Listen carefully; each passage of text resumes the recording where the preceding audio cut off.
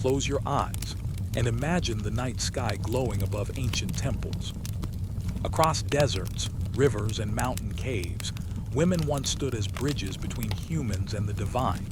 They were priestesses, oracles, and mothers of myths, their voices carried in whispers of sacred songs.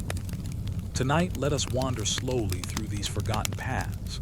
Together, we will meet the divine women of ancient cults, from the goddess who guarded the harvest to the oracle who spoke in dreams. Their stories do not rush. They drift like soft winds, carrying you into rest. If this journey soothes your heart, feel free to subscribe for more calming stories.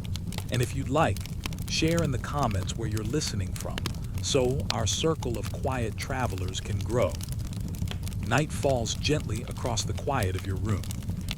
The air is still, the world outside soft, as though the earth itself is preparing to sleep. In this calm silence, let the mind drift backwards in time far, far beyond the present. Beyond cities, beyond kingdoms, beyond even the first written words. There in the early dawn of humankind, fires flicker inside caves. The air smells of smoke and damp stone. Shadows dance on the walls as ancient hands trace shapes upon the rock. Figures of animals, circles of stars, and small, rounded forms of women. Sacred women, symbols of life, fertility, and mystery. The first people looked upon these images with reverence. They did not see only stone carvings or clay figures. They saw the echo of the Great Mother, the giver of food, the bringer of birth, the guardian of the fragile flame of life. Her form was round, full, nurturing. Her presence promised that seeds would sprout, that the womb would carry new life, that the tribe would continue. The earth itself was her body. The soil, rich and dark, was her skin. The rivers were her flowing veins. The mountains rose like her shoulders, strong and unmoving. The first women, who gathered fruit and carried children, became living mirrors of this eternal goddess. The people honored them, not with loud words but with quiet rituals by the fire. In the flickering half-light of dawn, a mother would hand a carved figure of stone to her child. Its small round body held no face, only the shape of abundance. It was not meant to be a person but a prayer in the shape of a woman. The prayer said, "May we be fed, may we be safe, may life continue." You drift with them, sitting in the warmth of firelight. Outside, the stars gleam with cold beauty. Inside, the sacred figurine rests in gentle hands. It is heavy, solid grounding. It is a piece of the earth itself, shaped with care. The people breathe slowly, their hearts calm, their fears soothed. For as long as the Great Mother watched, they were not alone. Time passes like a slow river. The caves give way to villages. The villages grow into fields, where seeds are pressed into soil with hope. Rain falls and green shoots rise. The people see the miracle of growth, and they whisper again to the sacred women of earth. They call her by many names, though her essence is one. In the soft murmur of dawn, she is still there. The first shrines rise not from stone, but from branches, woven together with care. At the center, offerings of grain, milk, and fruit are placed. Not for men, not for kings, but for her, the one who gives life. Women with their hands, their voices, their wombs, become bridges to her spirit. Every birth is a ceremony. Every child's cry is a hymn. Every mother's embrace is a temple. As you drift through these ancient days, picture the soft glow of morning. Smoke rises gently from clay fires. Children run in fields of wild grass. In their center, a woman kneels, pressing seeds into soil, her hands covered with earth. The people watch, and they see more than farming. They see magic. From her hands, from the soil, from the gift of the goddess, life will rise again. Stories begin to form, whispered in the evenings when stars brighten the sky. They tell of a woman whose body was the earth. When she breathed, the wind stirred. When she wept, rivers flowed. When she laughed, flowers bloomed. When she slept, winter fell. To wake her was to welcome spring. To soothe her was to bring peace. The children listen with wide eyes, lying against their mother's warmth.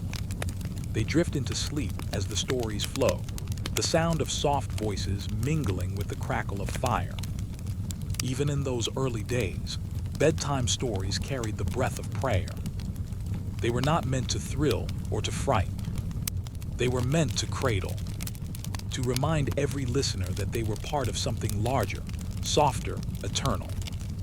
And so the goddess lived, not in grand temples, not in marble statues, not yet, but in simple acts, planting seeds, rocking a child, grinding grain into flour.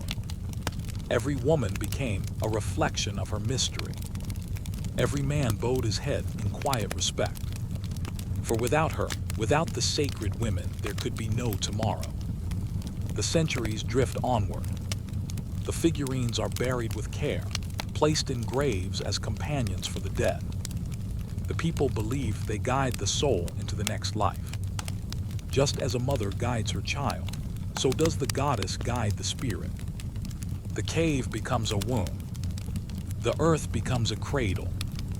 Death itself becomes a gentle sleep, watched over by the eternal mother. Soft winds move across plains and rivers. Tribes journey across valleys and deserts. But always, the sacred women remain in their hearts. Always, her symbols are carved again and again. Small enough to hold in the palm, large enough to hold the weight of hope. Wherever humans walk, she walks with them.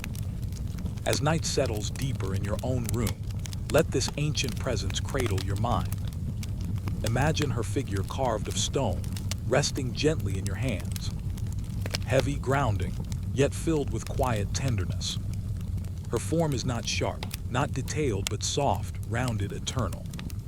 She is the promise that life will continue, the comfort that no one is ever alone. In this quiet, there is no rush, no battles, no struggles, only the soft breathing of ancient fires, the hum of voices long past, and the steady rhythm of the earth itself. The goddess waits, not in temples of gold, but in the simplest places, in seeds, in soil, in the pulse of a mother's heart. Rest in her presence now. Feel the calm of the early dawn, when the world was new and sacred women shaped its stories. Their songs were not loud but soft, like lullabies carried on wind. Their prayers were not shouted but whispered, like water trickling through stone. And as your breath slows, know that you are part of this same river of life, the same earth, the same rhythm, held by the same eternal mother. Let the firelight fade. Let the cave grow dark. Let the stars return above you, countless and calm. The dawn of sacred women lingers still, woven into every dream, every heartbeat, every birth of day. Now rest. Let the sacred presence carry you. Let the great mother hold you close. Let the night cradle you in silence. And when the stars fade and morning comes again, her gentle spirit will still be near. But for now, drift. Drift as the ancients drifted, safe in the arms of the eternal feminine. The story softens. The breath slows. And the goddess whispers, sleep. The night is quiet. The stars are steady in their watch. The air around you is calm, like a slow river winding through fields.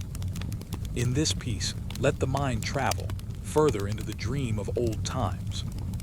Back to the first villages, where the soil was tilled and seeds were pressed into the waiting ground. There among the people, the mothers of the earth were honored. They were not distant figures of stone and marble yet. They were alive in the land itself. Every hill was her shoulder. Every tree was her hair. Every river was her breath.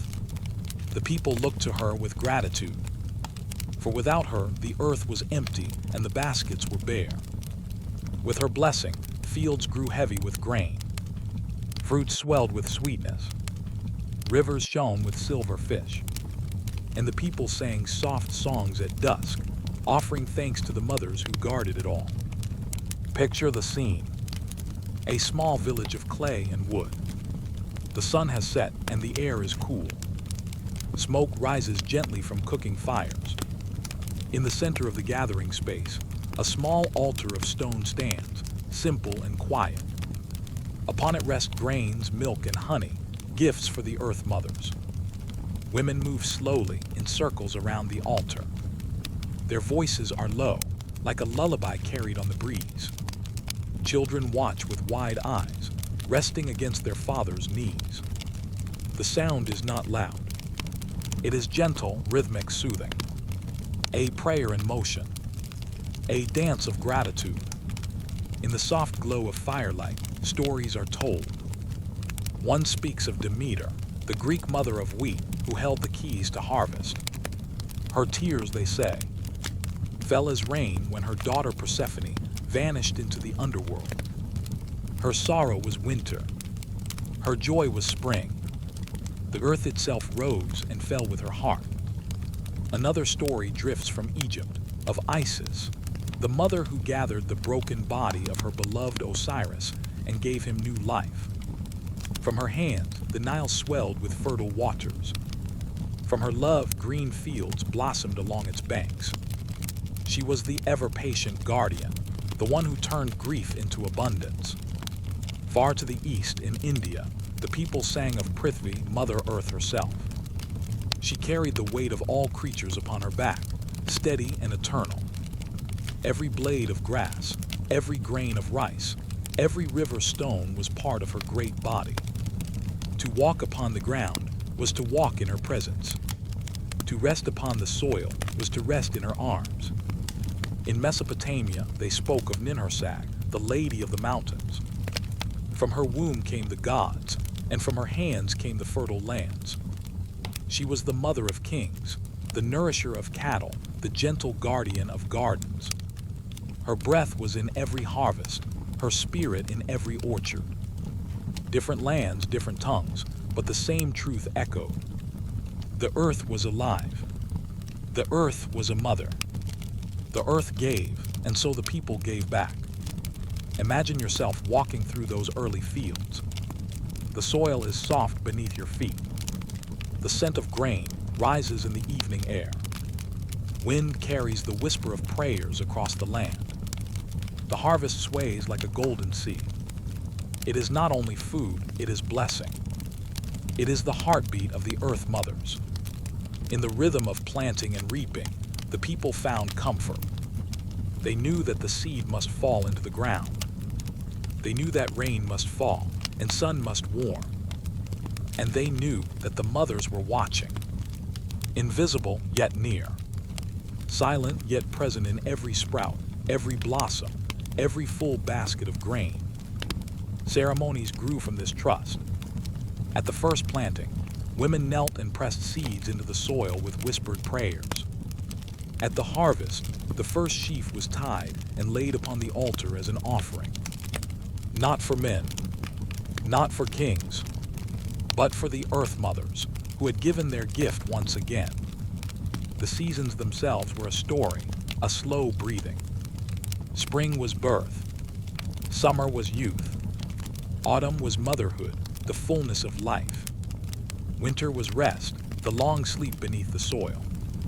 And so the cycle turned, endlessly, under the gaze of the mothers of the earth. The people lived close to this rhythm. They felt it in their own lives. A woman's womb was like the soil, carrying the seed until new life came. A man's labor was like the sun and rain, nurturing and protecting. Together they mirrored the larger cycle, the dance of life held in the hands of the goddess. You drift deeper into this vision. The night grows darker, but the fields remain golden in memory. The hum of distant songs floats like a breeze through your mind. Soft drums echo like a heartbeat. The mothers of the earth are near, wrapping the world in their quiet embrace. Their presence was never fierce, never harsh. It was patient, enduring, steady. They were not warriors of battle, but guardians of growth. Their power was not the sword but the seed, not the fire of destruction, but the warmth of the sun upon the soil. And in this softness lay their strength. For the people knew, kings may rise and fall, but without the mothers, there could be no life at all. So they sang, they danced, they whispered prayers into the soil.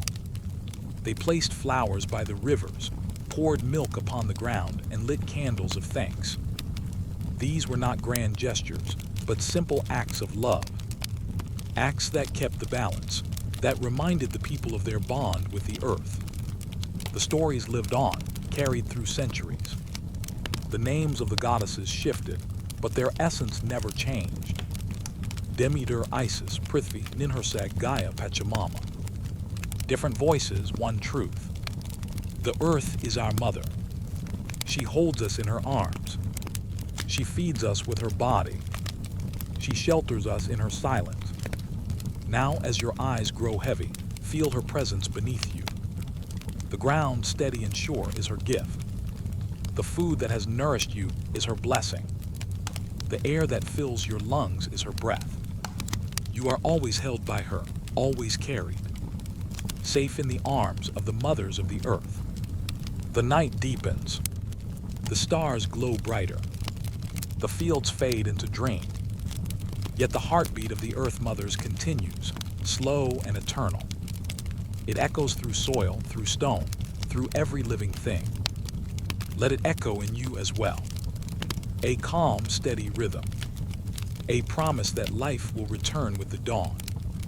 Now drift, as the ancient villagers once drifted, wrapped in the songs of the earth mothers, cradled in their endless care. The harvest of peace is yours tonight.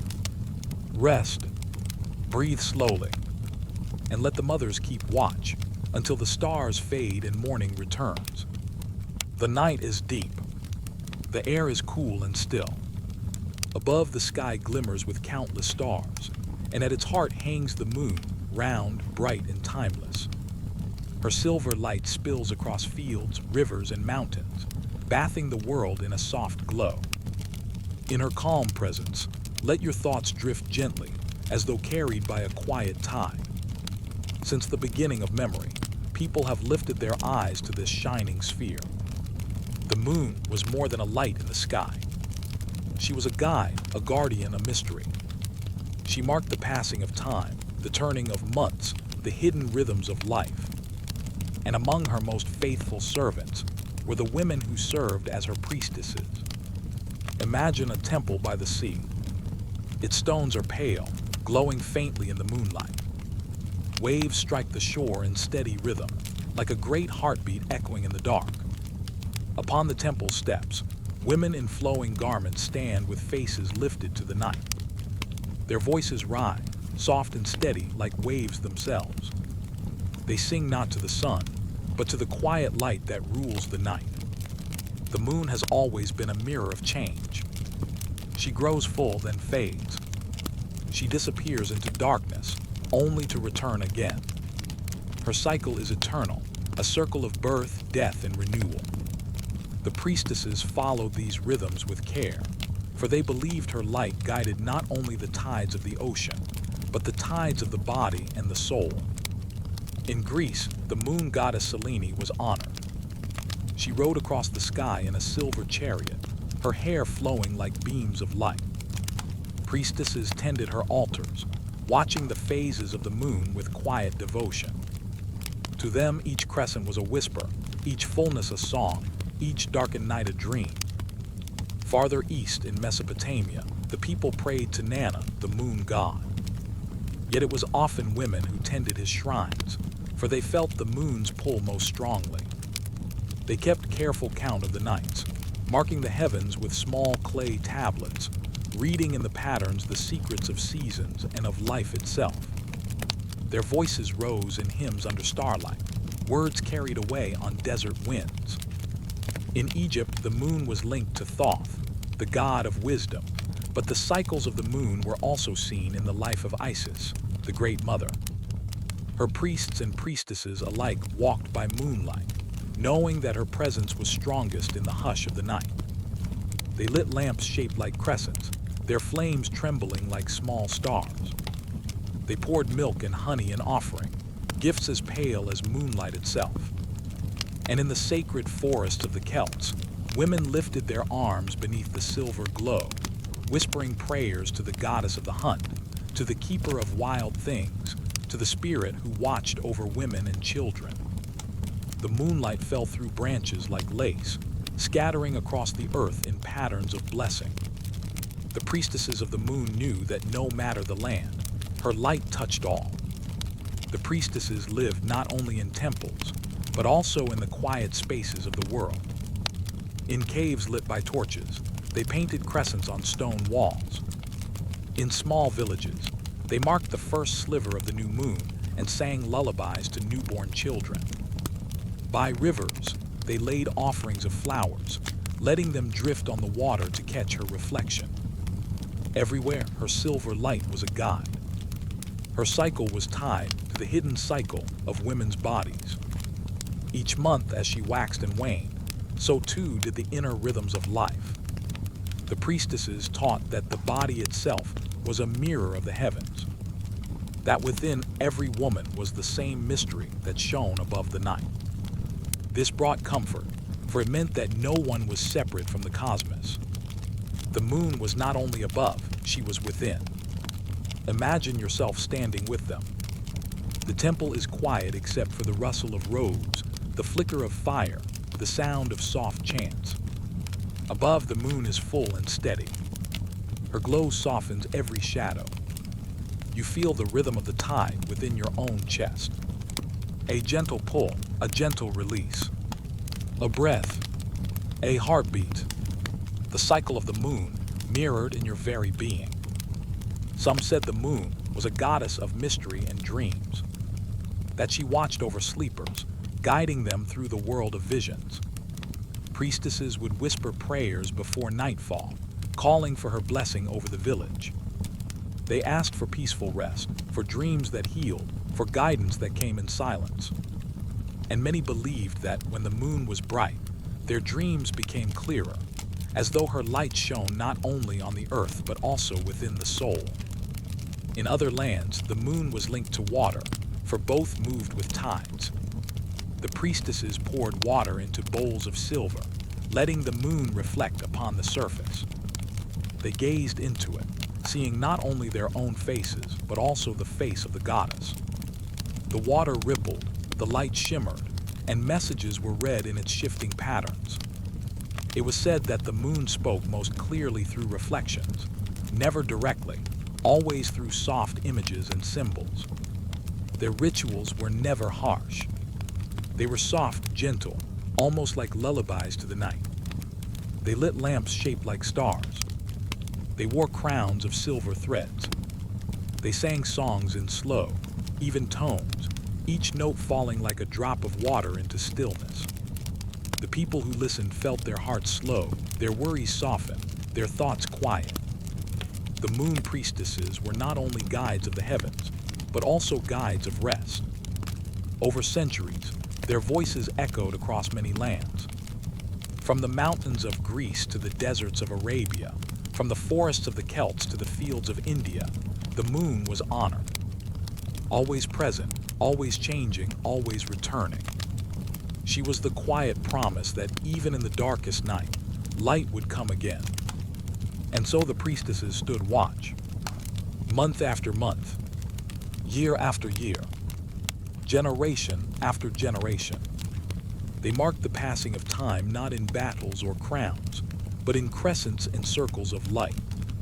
They were keepers of rhythm, guardians of the quiet, bridges between the earth and the sky.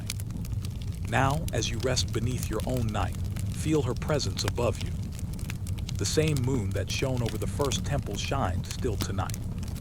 The same light that guided priestesses across centuries falls gently upon your face.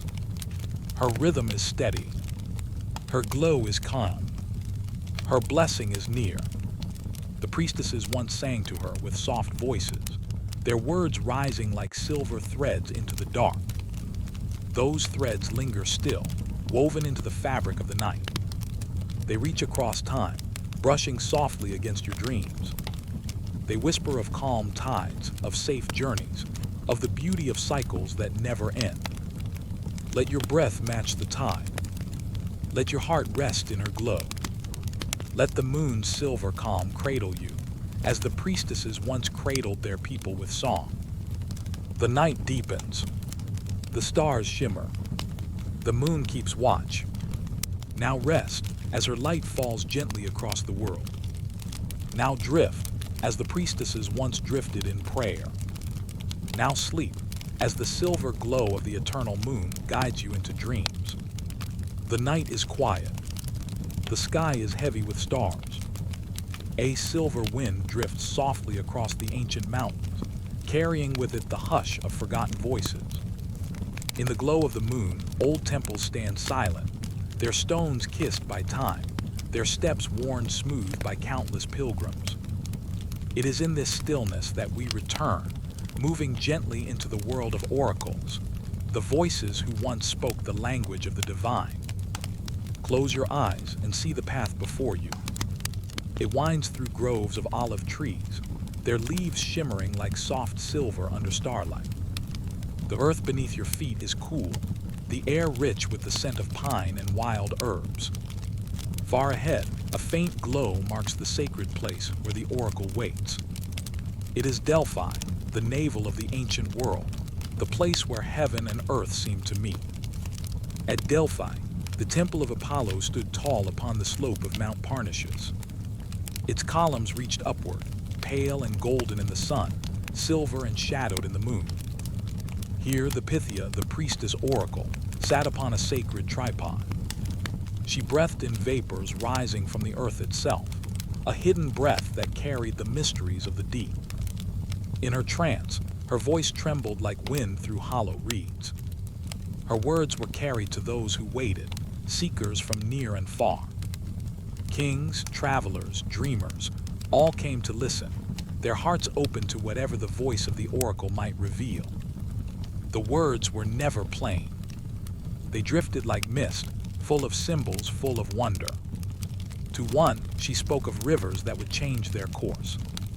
To another, she told of a bird that would rise again after fire. To yet another, she spoke of journeys that began in silence but ended in light.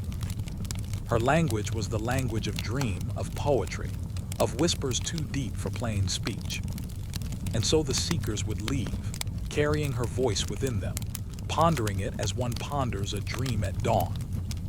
Beyond Delphi, there was another sacred grove, Dodona. There, the oracle did not sit above steaming vapors, but beneath the wide branches of an oak. The tree itself was holy. Its leaves trembled in the wind, and the rustle of their sound was said to be the voice of Zeus. The priestesses of Dodona would listen, their faces calm, their hearts open. They heard words in the whisper of branches, in the flight of doves that nested high above. To those who asked, they offered the voice of the oak, steady, rooted, eternal. In Dodona, the language of prophecy was the language of nature. It was not shouted, but whispered. It was not forced, but allowed to rise like breath. Those who came knelt in the grass, their heads bowed to the earth, their ears tuned to the murmur of leaves. And when they left, they carried not only an answer, but also the memory of wind moving through branches, of a sky vast and tender above them. Farther still, in distant lands, other oracles spoke in their own ways. In Egypt, priestesses listened to the waters of the Nile, reading in its rising and falling the secrets of future days. In temples dedicated to Hathor, women sang songs that carried visions, their voices weaving prophecy into music. The listeners heard not only words, but tones that seemed to open the heart, making space for mystery. In the deserts of Arabia, it was said that certain seers listened to the shifting of sands, to the patterns drawn by wind across the dunes. Each curve, each ripple was a message. The desert itself was the oracle, vast and endless, speaking in silence. Across the earth, prophecy was never the same. Yet it was always gentle, always filled with symbols, always arriving like a breath from another world. The priestesses who gave voice to it were not rulers, nor warriors, but vessels open, listening, waiting. Their gift was not in power, but in presence. Their wisdom was not in control, but in surrender to the unseen. Imagine standing at Delphi once more. The night is cool. The moon leans low above the mountain. A torch flickers by the temple gate, its flame bending softly in the wind. Inside, the air is warm with incense. The oracle sits, her eyes half closed, her lips moving in rhythm with an unseen tide. The chamber is silent, but for her trembling voice. Each word feels like a drop of water falling into stillness. Each phrase ripples outward, touching not only those who wait, but the very air, the stones, the stars. Now imagine Dodona. You stand beneath the oak. Its branches spread wide, their leaves shifting in the breath of night. The sound is like distant rain, though the sky above is clear. The priestesses sit with closed eyes, listening. Their faces glow with quiet knowing. The tree itself seems to speak, not in a voice of thunder, but in a murmur that brushes your heart like a lullaby. In these places, prophecy was never about fear. It was about listening. It was about remembering that the world itself speaks, in every rustle of wind, in every flicker of flame, in every tide of moonlit water. The oracles simply reminded the people of this truth, that answers were not far away, but already present, waiting in the gentle rhythms of nature. To hear them, one only needed to grow quiet, to breathe softly, to let the world speak. The seekers who came to the oracles often left with more than guidance. They left with a deeper calm. They had walked into silence, and they had listened. They had remembered that life is filled with signs, if only the eyes and ears remain open. Their hearts slowed, their burdens grew lighter, and their journeys continued with quiet strength. Let yourself drift with them now. Feel the hush of the temple at Delphi. Feel the rustle of oak leaves at Dodona. Feel the desert wind drawing shapes upon endless sand. These are voices, too, ancient and eternal, whispering still in the world around you. The oracles are gone, yet their calm remains. The temples may have fallen, the groves may have grown quiet, but the memory of listening is eternal. Even now, the night carries its own prophecy, not in words but in presence. The stars tell of eternity. The moon tells of cycles. The earth tells of patience. And the wind tells of passage, always moving, always returning. Rest now in this truth. You are surrounded by voices too soft for the day, but clear in the night. They are the same voices the priestesses once heard, the same whispers the seekers once carried home. They are here, brushing your heart like feathers, like waves, like leaves. Let the night be your oracle. Let the silence be your guide. Let your breath move gently, like wind through branches. The voices of the oracles drift around you, ancient, soft, eternal. The stars deepen. The moon glows steady. The earth breathes beneath you. Now rest, as the voices of the oracles fade into dream. Now drift, as the whispers carry you into quiet seas. Now sleep, as the night itself becomes your prophecy. The night stretches wide, deep and still. Stars shimmer like tiny lamps in the sky, each one glowing with patient tenderness. A soft breeze drifts across unseen gardens, carrying the faint perfume of blossoms, the sweetness of honey, and the distant hum of hidden waters.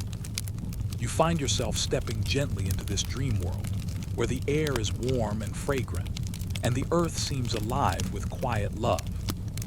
Here, among sacred gardens and moonlit temples, we meet the goddesses of love and beauty. They are not far away, but near, like soft voices in the heart. They have walked with humankind since the first songs were sung, since the first flowers were gathered, since the first flame of tenderness rose in the chest of lovers. They are guardians of joy, of desire, of connection. They remind the world that beauty is not only seen, but felt, like sunlight upon skin, like the hush of a lullaby. Breathe softly now and enter their gardens. In the ancient lands of Sumer, long before the birth of great cities, there was Inanna. She was radiant, the morning star and the evening star, shimmering above the horizon at dawn and dusk. Her temples were filled with flowers, oils, and music. Priestesses sang her hymns in voices that rose like doves at sunrise, lifting the heart into stillness. Inanna embodied both tenderness and fire. She was the spark of desire, the warmth of embrace, the sweetness of fruit, and the fierce strength of longing. Her love was not small. It was vast as the night sky, flowing into every river, every seed, every heartbeat. To the people, she was the one who made the fields bloom, the one who turned longing into life. Her statues were carved with bright eyes, open hands, and wings spread wide, as if to carry the soul into higher places. Those who prayed to her felt not only passion, but also the deep joy of simply being alive. Even now, if you listen, you can feel her presence in the gentle glow of the planet Venus, shining steady above the horizon. She is there as she was in ancient days, whispering of beauty, of love, of renewal. Far to the west, across the seas, the Greeks spoke of Aphrodite. She was said to have risen from the foam of the ocean, born from the waves themselves. The sea, in its endless embrace, brought forth beauty so luminous that even the gods paused to watch. Her hair flowed like golden water. Her eyes shimmered like tides touched by moonlight. Everywhere she stepped, flowers bloomed and hearts stirred. Aphrodite was not only the goddess of desire, but of tenderness. Her touch softened grief. Her presence brightened the world. Lovers prayed to her beneath flowering myrtle trees, offering garlands and whispered promises. Her shrines were filled with shells, doves, and the scent of roses. The poets of Greece sang of her as the essence of joy itself, the one who made music sweeter, colors brighter, and the human heart more open to love. She was also a reminder that beauty is not bound by perfection. It flows in the curve of a smile, in the warmth of a glance, in the simple closeness of two souls. Aphrodite taught that love is both delicate and strong, like the sea that bore her, calm in its surface, powerful in its depths. When you hear the sea tonight, imagine her rising from its waves, shimmering in silver light, carrying with her the eternal promise of beauty and tenderness. And in the golden lands of Egypt, beneath the bright sun and along the wide Nile, the people honored Hathor. She was the goddess of joy, of music, of dance, of laughter. Her temples were filled with tambourines and flutes, with the sound of women singing as they wove garlands of lotus flowers. Hathor was often pictured with the face of a woman and the horns of a sacred cow, cradling the sun between them, a motherly figure, radiant and nurturing. She embodied not only love between people, but also the joy of life itself. The warmth of sunlight upon skin, the sweetness of ripe fruit, the comfort of music rising in the evening air. She was love made gentle, love made celebratory. Those who prayed to Hathor asked for happiness, for laughter in their homes, for sweetness in their days. She was the protector of mothers and children, the guardian of dancers and singers, the one who reminded the world that to live was also to rejoice. Even now, when music stirs your spirit, when laughter rises without reason, when beauty enters your life in sudden, unexpected ways, the spirit of Hathor lingers, smiling softly. Inanna, Aphrodite, Hathor, each from different lands, yet each carrying the same flame. They spoke in different tongues, yet their message was one. That love is sacred. That beauty is divine. That joy is not fleeting, but eternal, waiting in every breath, every sunrise, every gentle touch. Their temples may be quiet now. Their hymns may have faded into time. but their presence remains. In every rose that blooms, Aphrodite lingers. In every star that shines at dusk, Inanna watches. In every note of music that lifts the heart, Hathor smiles. Their voices are not gone. They have become the heartbeat of the world. Now rest within their gardens. See the flowers unfold under moonlight, petals soft and fragrant. Hear the murmur of hidden fountains, the trickle of waters that carry dreams. Doves coo softly in the branches above, their feathers silvered by starlight. Lanterns glow faintly in the distance, their flames swaying gently in the night wind. You walk slowly through these gardens, your steps light upon the earth. Everywhere you look, beauty surrounds you. Everywhere you listen, tenderness hums quietly, like a song just beneath hearing. You feel safe. You feel calm. You feel the embrace of something timeless, the love that once inspired ancient hymns, the beauty that once filled temples, the joy that once echoed in songs of celebration. Let yourself drift here. Let the gardens of the goddesses cradle you. Let the air of love and beauty fill your breath. And now, as the stars deepen and the night grows softer, their presence begins to fade into dream. The blossoms close. The fountains quiet. The doves fold their wings and rest. The lanterns grow dim. All is peaceful. All is safe. The goddesses of love and beauty remain near, even in silence. They watch over you, as they once watched over temples and villages, carrying their gentle blessing into your sleep. Their gift is not only desire but peace, not only joy but calm, not only beauty but rest. So drift now beneath their gaze. Let the perfume of roses follow you into dreams. Let the glow of starlight soften your heart. Let the music of joy carry you deeper into rest. The night is wide. The stars return.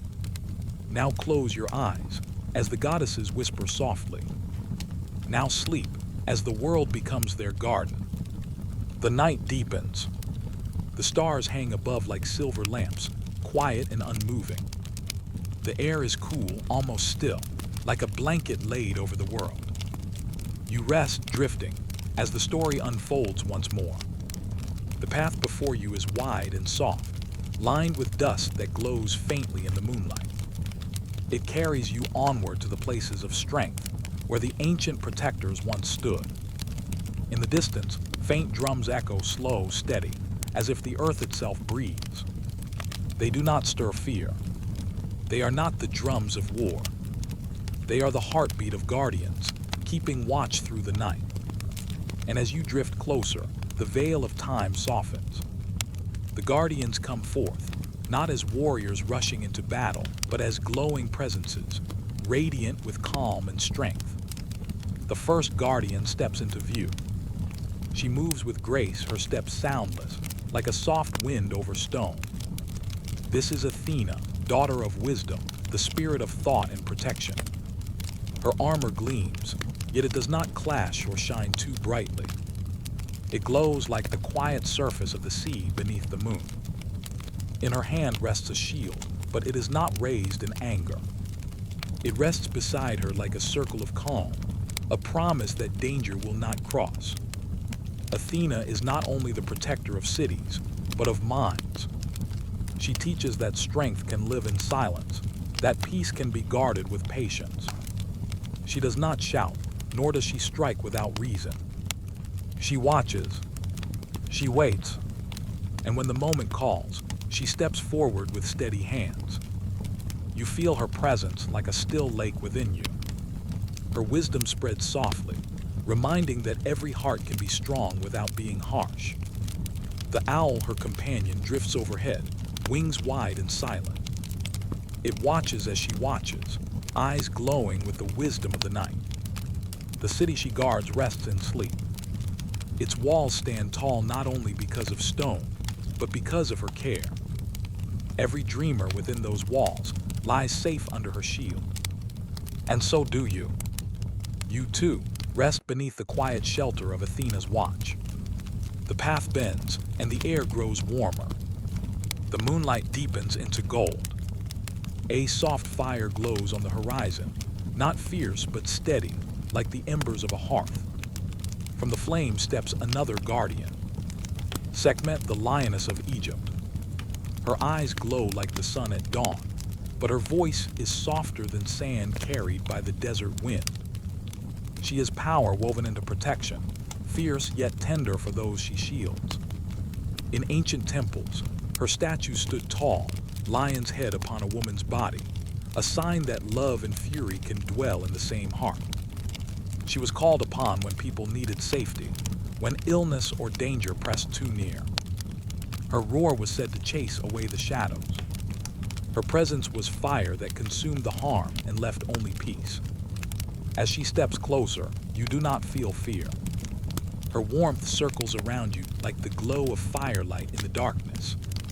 She is not here to strike. She is here to guard. Her flame burns not to destroy, but to keep the night gentle for those who sleep. You can almost feel her hand, resting softly on your shoulder, strong but kind. Her fire is a circle, a barrier between you and the world's harshness. Her breath is the desert wind, warm and steady, carrying away unease. You are safe here. You are shielded by the lioness of protection. The journey continues. You walk through twilight fields, where shadows move like soft waves. Here, many guardians dwell. Some are known, their names spoken in temples and whispered in prayer. Others live only in memory, stories carried from one generation to the next. They are mothers who became shields, standing firm when storms rose. They are daughters who lifted weapons when their homes were in danger. They are spirits who walk the line between gentleness and strength. Listen closely. You can hear them like a chorus in the distance. Not shouting, not crying, but humming a song of protection. It rises and falls like the sea. It is steady like the earth beneath your feet. These voices are the countless guardians who stood where fear once lived. And because of them, peace was possible. Each step you take, their song follows, weaving around you like a cloak. It is the music of safety, of courage turned to tenderness. It does not press forward. It only surrounds, reminding you that you are not alone in the night. The moon rises higher, its light spreading over the fields. The guardians gather near, Athena with her calm wisdom, Sekhmet with her gentle flame, and the unseen hosts of protectors whose names have faded into mist. They do not clash. They do not compete. They stand together, a circle of strength. Their lesson is soft, yet clear. Strength is not only the clash of swords. Protection is not only a wall of stone. It is the steady presence of care. It is the watchful gaze that keeps danger away. It is the hand that rests gently, promising safety. And as you rest, you feel this balance within yourself. The calm of Athena, the warmth of Sekhmet, the song of the guardians. It flows like a river through your chest, deep and soothing. It tells you that strength and gentleness can live as one. That safety is not loud but quiet, like a soft blanket spread under the star. The night grows deeper now. The stars move slowly across the sky, returning to their quiet watch. The drums fade, leaving only the soft hush of the wind. The guardians step back into the mist, but their presence lingers. Their circle remains, unseen yet felt, around your resting form. You are safe beneath their shield.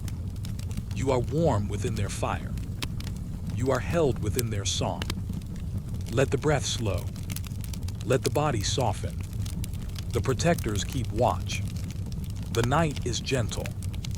Now rest as the stars return. Now drift as the guardians keep the silence of your dreams. Now sleep wrapped in strength, wrapped in peace.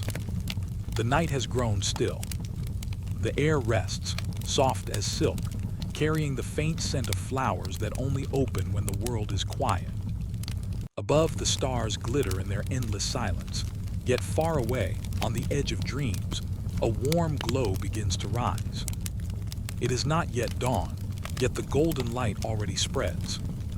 It moves gently, like a breath of fire behind a veil. It does not rush. It does not burn. It simply warms. And as you drift closer, you find yourself walking into a land of radiance, where the daughters of the sun dwell. Here the air carries a gentle shimmer. The earth itself glows, as if kissed by light that never fades. Birds stir in the branches, their feathers painted with the faintest colors of morning. And far ahead, temples of gold and stone rise, not harsh but soft in their brightness, reflecting the sun's eternal care. You are entering the realm of solar women, beings of fire and light who carried warmth into the hearts of those who called upon them. First among them is Amaterasu, the great sun goddess of Japan. Her name itself means shines in heaven, and her presence glows like dawn across the horizon. She steps forth from the light, her robe woven with threads of sunlight, shimmering in hues of gold and white.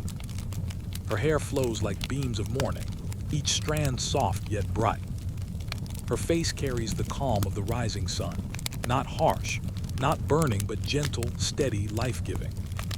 The stories tell of a time when she once hid away in a cave, her light withdrawn from the world. Darkness spread and the earth grew cold.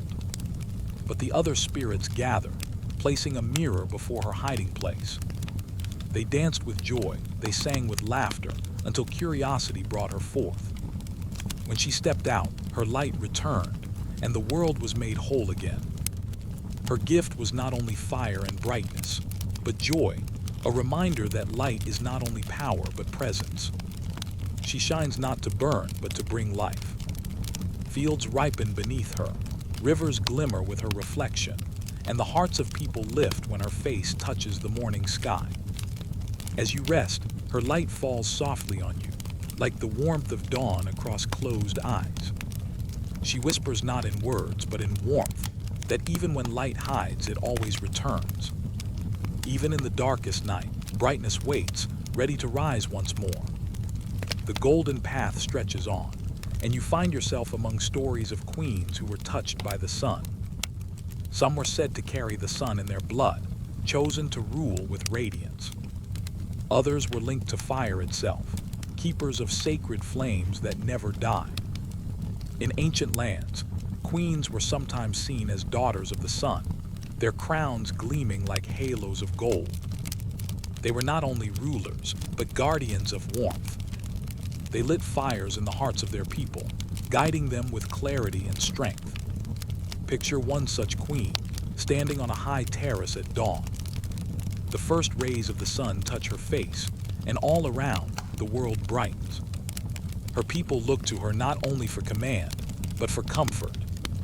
She is the bridge between the heavens and the earth, carrying light from the sky to the soil, from the eternal flame to the human heart. Some carried torches in sacred rituals, their flames said to mirror the sun itself.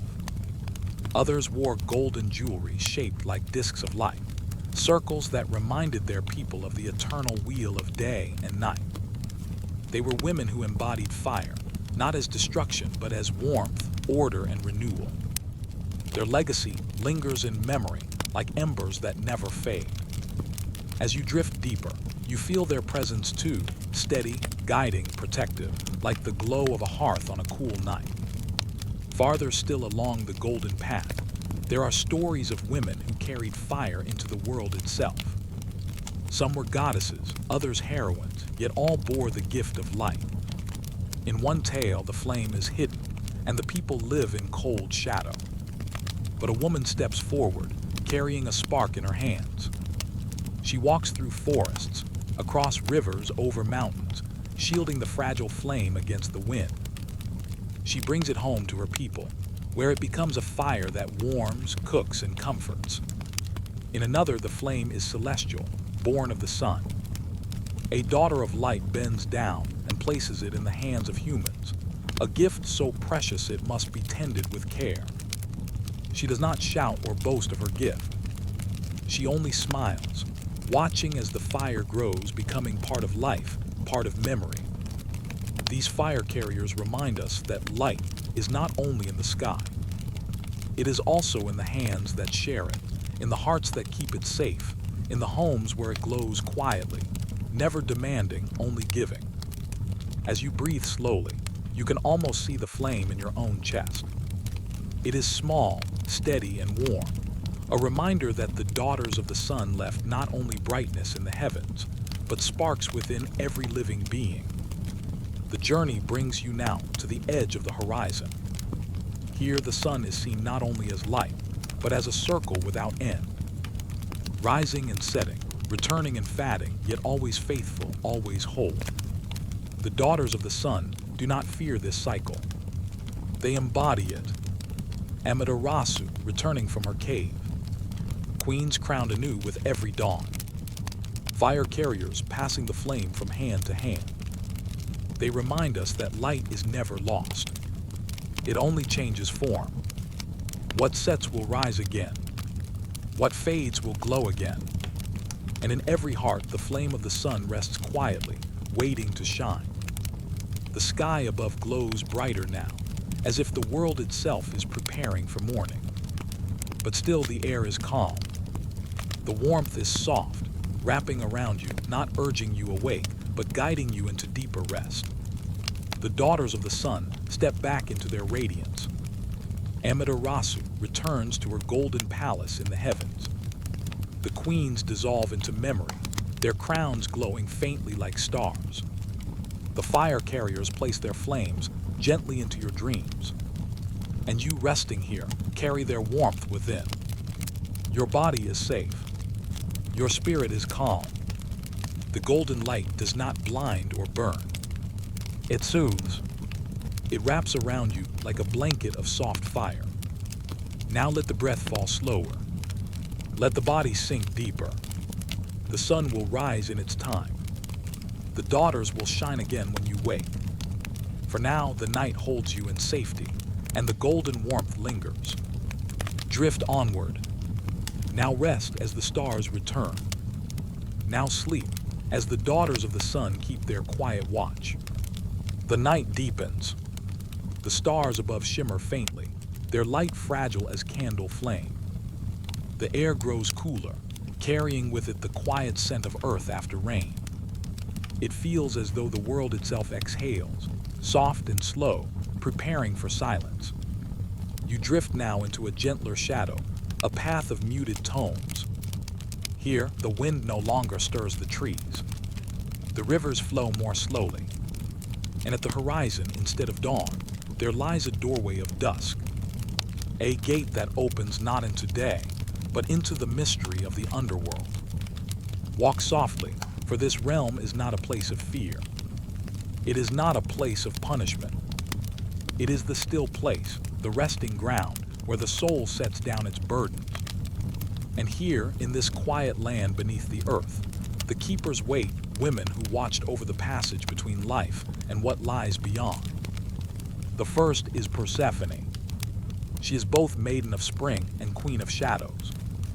Her story flows like two rivers that meet, one bright, one dark, yet together forming one stream. In the upper world, she is the daughter of Demeter, goddess of grain and harvest. She dances among flowers, her laughter carrying across fields of green. But one day the earth opened, and Hades, lord of the underworld, drew her below. Her mother searched, her grief so deep that the fields withered and the world grew barren. When Persephone was found, an agreement was made. She would return above each spring, bringing blossoms and renewal. But for part of each year she would remain below, seated upon a throne of obsidian, crowned with silver and jet. In this way, Persephone became the queen who walks between. She is both light and shadow, both bloom and wither. She understands the cycle, the rhythm of growth and rest, of arrival and departure.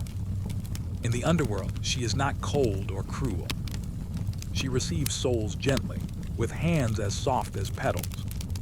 She knows the longing of those left behind, and she knows the peace of those who have laid down their weight. Her presence is steady, a balance of sorrow and serenity, night and dawn. Her voice, when it drifts through this quiet realm, is like the rustle of leaves carried on autumn winds. And as you rest here, her touch is not heavy. It is the calm of surrender, the comfort of knowing that nothing is truly lost, only transformed. Deeper still lies another throne, carved from the very bedrock of the earth. Here reigns Ereshkigal, queen of the Mesopotamian underworld. She is older than dust, older than stone. Her crown is the weight of eternity itself. Her eyes, though shadowed, see everything. Nothing in her realm passes unnoticed. In her great hall, torches burn with blue flame, steady and still. Columns rise like black trees, holding the ceiling of the earth itself. Here souls gather in silence, waiting beneath her watch. Ereshkigal is not cruel, though many feared her. She is necessity. She is the law that all must follow. She does not chase. She does not demand. She only waits, knowing that in time all return to her halls. Yet her presence carries a strange comfort. For in her realm, no one is forgotten. Every soul has a place. Every memory is held in her keeping. When the great goddess Inanna once descended into the underworld, she came face to face with Ereshkigal. The stories tell of silence, of stillness so deep it shook the heavens. For Ereshkigal does not move with the haste of the living. She moves with the patience of eternity. To rest in her presence is to feel the vastness of time itself, slow and unending, like an ocean without shore. It is not fear that rises here, but release, the gentle acceptance that all journeys have their pause. Beyond these thrones, there are others too, lesser known, yet still keepers of the departed. Women whose role was to guide, to comfort, to hold the soul as it crossed the boundary. In some lands, priestesses whispered to the dying, telling them that their ancestors waited just beyond the veil. In others, women washed the bodies with scented water, their hands steady, their hearts calm, as if preparing a traveler for a long and needed rest. There were those who sang over the graves, their voices weaving like soft threads of sound, carrying the departed into silence. Their songs were not of despair, but of return, a reminder that death is a passage, not an end. Some cultures spoke of women who became birds, black-winged guardians who flew between the realms, carrying messages from the living to the lost. Their wings beat not with dread, but with devotion, as if cradling the space between breath and stillness. These gentle watchers remind us that care follows us, even beyond the threshold. That the soul is not abandoned, but accompanied always. Though it may seem a realm of stone and shadow, the underworld was often imagined as a garden too. A place where rivers flowed, where groves of trees grew in twilight, their roots drinking from hidden springs. The fruit there was pale, glowing softly, food for the spirit rather than the body. The air was still, yet filled with presence. Persephone herself was linked to the pomegranate, its seeds bright and red, symbols of life hidden within the husk of death. To eat of it was to join the cycle, to belong to both worlds at once. The underworld's rivers, too, were not only barriers but mirrors. They reflected the lives of those who passed, carrying them gently downstream, letting them drift into the wider ocean of eternity. And in this way, the realm below was not only darkness. It was the deep soil where all things return, the silent bed from which new life someday emerges. It is the still half of the circle, the night that makes the day more radiant, the rest that makes the rising possible. Now the golden thrones of Persephone and Ereshkigal grow distant. The rivers dim, the groves fade into mist. The voices of the watchers soften until they are no more than whispers in the dream. You stand again at the threshold, where the living world and the resting world meet. Behind you lies stillness. Before you lies the promise of dawn. The keepers of the dead remain in their halls, eternal, watchful, calm. They do not follow. They do not cling. They simply keep their vigil, waiting as they always have, with patience older than the stars. And you, wrapped in their gentle shadow, carry their calm with you now. The breath falls slower. The body sinks deeper. The mind releases its weight. For just as the soul drifts one day into their care, so too do you drift now into rest. Safe, held, carried, let us drift onward. Now rest, as the stars return. Now sleep, as the keepers of the dead keep their watch in silence. The night opens like a quiet scroll. Soft winds move across a golden desert, where the sands breathe with the memory of ages. The stars shimmer high above, like lanterns set upon a vast ceiling. Each grain of sand reflects their glow, tiny mirrors of the sky. You stand within this stillness, where silence hums with its own music, and where every breath feels endless. The desert has always been a place of passage, a place of seekers, wanderers, and dreamers. It is said that in these wide, endless sands, women of wisdom once walked. They were known as the Desert Mothers, priestesses, guides, keepers of chants and incense, of songs that cooled the heart beneath a burning sun. Their shrines were not temples of stone, but shelters of wind and sand. Simple walls curved like cupped hands, catching shadows at dawn and dusk. At night, the air carried the fragrance of resin and myrrh, their smoke drifting like silver rivers into the starry dark. Travelers who had wandered long and far came to rest here. They would place down their burdens, sip from jars of cool water, and listen. The Desert Mothers spoke little. Their wisdom was quiet, like a dune shifting under moonlight. Sometimes they answered with words, other times with a song, or a gesture of the hand, pointing toward a star on the horizon. For in the desert, every star is a compass, and every compass is a promise of return. One mother was remembered for her chant at sunrise. She would rise before the first blush of light touched the sand. Facing east, she spread her arms as though gathering the horizon to her heart. Her voice rose softly, a thread of sound woven into the breeze. Her chant was said to open the day, like the first crack of gold across the sky. She did not ask the sun to rise. She welcomed it, as one welcomes an old friend home. Another tended the fires by night. She carried a small brazier, glowing with coals. When travelers came trembling from storms, she would set the flame before them. Its glow softened their fear. Its smoke carried prayers to the unseen. Some believed she was speaking to the stars. Others thought she was speaking to the souls of the dead. Yet to those who listened closely, it seemed she was speaking to the living heart itself. The Desert Mothers also taught the stillness of sand. They would draw circles upon the ground, smooth and endless. Each circle told a story. The outer rim was the world of noise. The inner rim was the world of silence.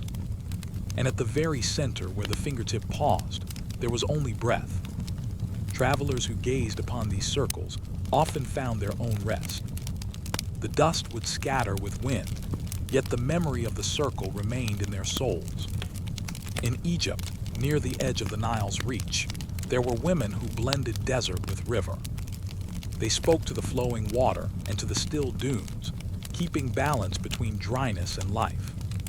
They wore linen robes, light as mist, and strings of beads that rattled softly in prayer. To them, every step across the sand was a hymn, every palm tree a witness, every star above a listener. It is said they lit small lamps and floated them upon the Nile, letting the light travel like a whisper through the dark. In Arabia, some desert mothers guarded wells. The wells were sacred, deep veins of coolness hidden in the heat. Women would tie cloth ribbons to branches near these wells, symbols of gratitude and hope. The mothers guarded the water not with swords, but with stories. They told tales of how water itself was a gift of mercy, never to be taken without thanks. Each sip was a blessing. Each drop was a prayer. Travelers who drank would kneel, not because they were forced, but because reverence rose naturally like breath. The chants of the desert mothers carried across dunes like soft waves. Some chanted to guide caravans in the night.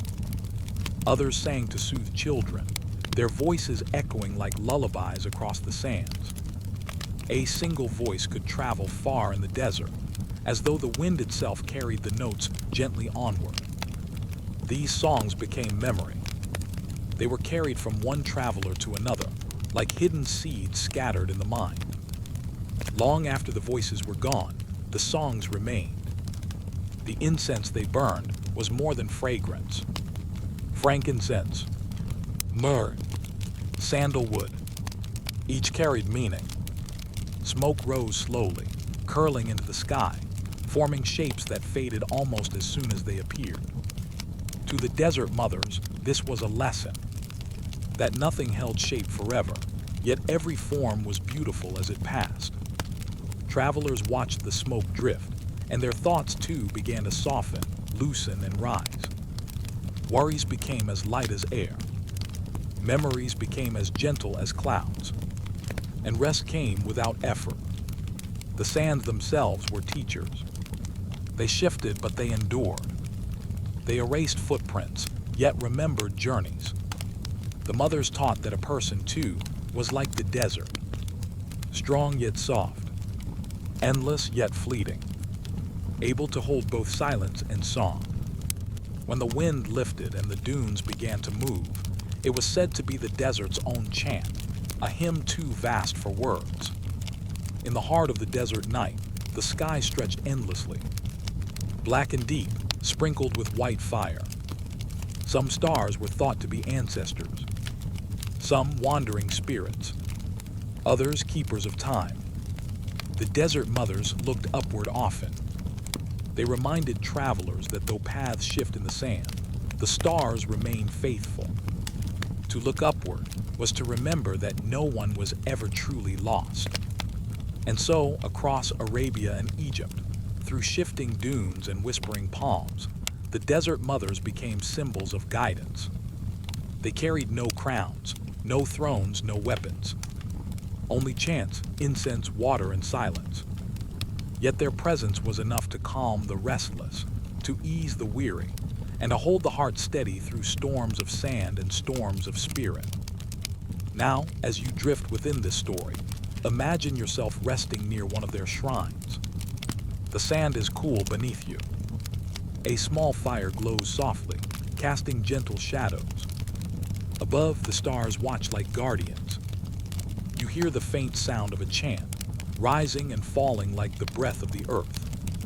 Smoke drifts upward, carrying peace into the night. And you are safe. Safe to rest. Safe to dream. Safe to let the desert cradle you, as it cradled travelers for countless ages. Let the wind soften your thoughts. Let the sands quiet your heart. Let the stars remind you that you are never lost. The desert mothers are near, guiding, watching, blessing. Now rest, for the chant still lingers.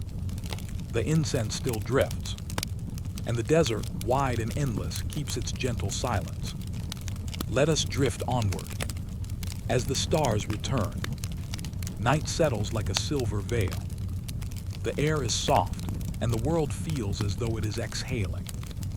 You drift now, as though resting upon a quiet tide. The stars lean close above, their light shimmering like ripples upon dark water.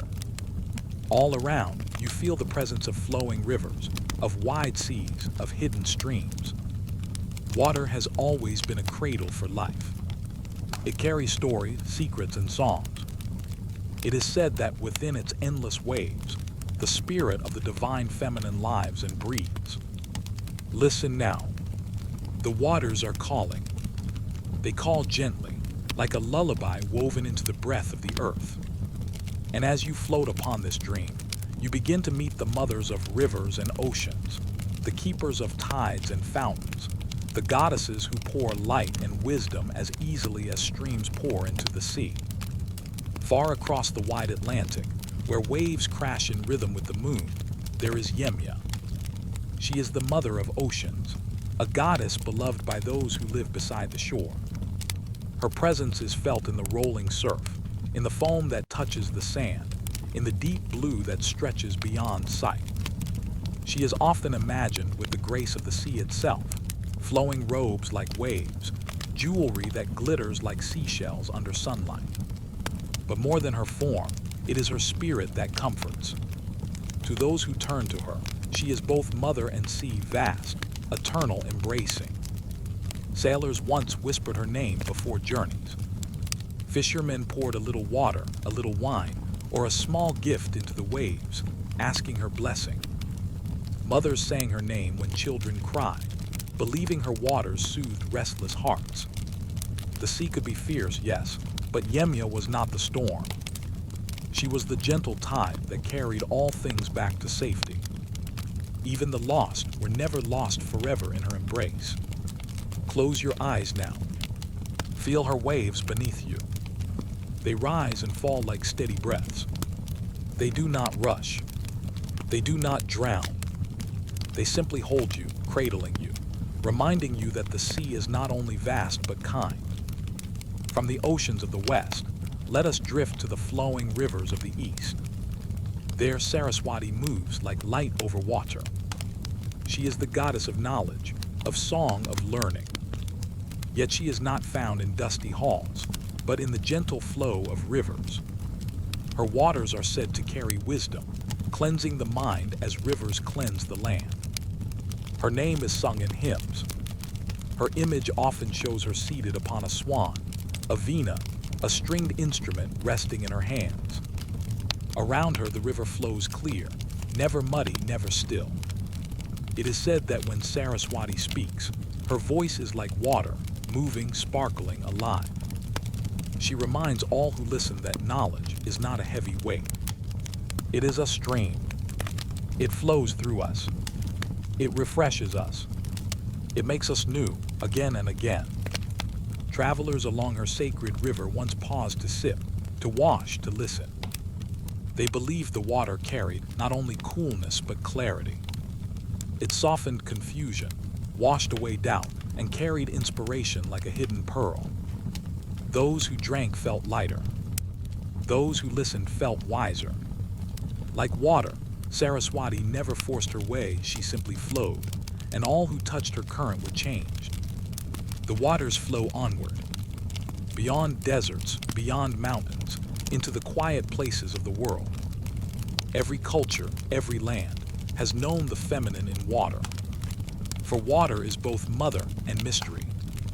In West Africa, the Ashan River carries the name of another goddess, Ashan.